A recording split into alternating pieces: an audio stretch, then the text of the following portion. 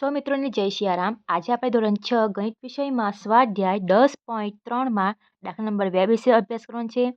દાખલા નંબર 2, જેમની બાજુઓના માપ નીચે પ્રમાણે છે તેવા ચોરસના ક્ષેત્રફળ શોધો. તો આપણે અહીં ચોરસનું ક્ષેત્રફળ આપણે શોધવાનું છે. તો ચોરસનું ક્ષેત્રફળ માટેનું આપણે સૂત્ર આપણે જાણીએ છીએ. તો અહીં ફર્સ્ટ દાખલોમાં આપેલો છે આપણને 10 સેમી. તો આપણે આ જે 10 સેમી છે એ શું થશે? ચોરસની બાજુ, બરાબર? ચોરસની બાજુ થશે. અને આપણે સૂત્ર પણ જાણીએ છીએ. તે લખીશું આપણે કે ચોરસનું ક્ષેત્રફળ બરાબર બાજુનું માપ ગુણ્યા બાજુનું માપ, બરાબર? આ પ્રમાણે આપણું સૂત્ર આવે છે. અથવા તો લંબાઈ ગુણ્યા લંબાઈ આપણે લખી શકીએ છીએ, બરાબર? તો બાજુનું માપ કેટલું છે? 10 સેમી. તો 10 સેમી ગુણ્યા 10 સેમી. 10 ગુણ્યા 10 કરીશું. 10 એ દાન 100 અને એકમ શું આવશે? ચોરસ સેમી, બરાબર? એકદમ સિમ્પલ છે. સૌથી પહેલાં જે રકમ આપેલી હોય છે તેમાં આપણે તે રકમને આપણે ચોરસની બાજુ લખીશું કે ચોરસની બાજુ બરાબર 10 સેમી. ત્યાર પછી સૂત્ર લખીશું કે ચોરસનું ક્ષેત્રફળ બરાબર બાજુનું માપ ગુણ્યા બાજુનું માપ. અને બાજુનું માપ કેટલું છે? 10. તો 10 સેમી ગુણ્યા 10 સેમી, બરાબર? અને 10 ગુણ્યા 10, 10 એ દાન 100 અને એકમ શું આવશે? ચોરસ સેમી. અથવા તો તમે સેમીનો વર્ગ પણ લખી શકો. હવે ત્યાર પછીની જે સેકન્ડ રકમ તે આપણે જોઈ લઈશું.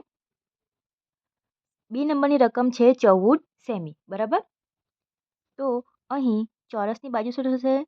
ચોરસની બાજુ બરાબર 14 સેમી, બરાબર?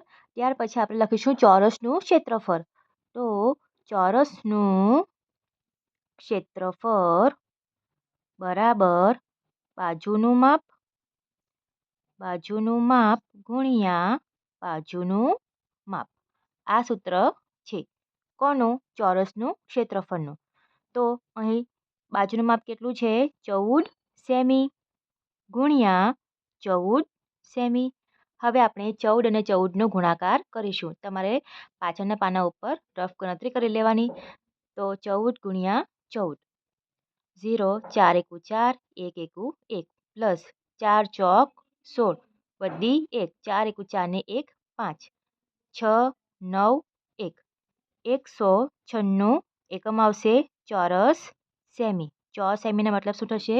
ચોરસ સેમી. તો બી નંબરનો જવાબ આવે છે 196. ત્યાર પછી સી નંબરને આપણે જે દાખલાની રકમ છે એ આપણે ગણીશું. તો સી નંબરનું જે છે એ 5 સેમી છે. તો આપણે સૌથી પહેલાં આપણે લખીશું કે ચોરસની બાજુ. દરેક દાખલો સરખો જ છે, પરંતુ જે રકમ છે એ ફક્ત અલગ છે. 5 સેમી.